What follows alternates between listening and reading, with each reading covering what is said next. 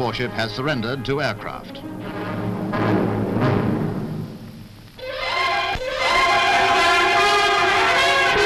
Riot police were out in force when an anti-communist demonstration in Rome threatened to get out of hand. The crowd, mostly students, were expressing their sympathy for Hungary and her neighbours, and their hatred of the communist regime. "Get the red murderers out," they cried. A lighter side was struck when police brought in their special riot wagons, equipped with high-pressure hoses, to stop the crowd breaking into Parliament.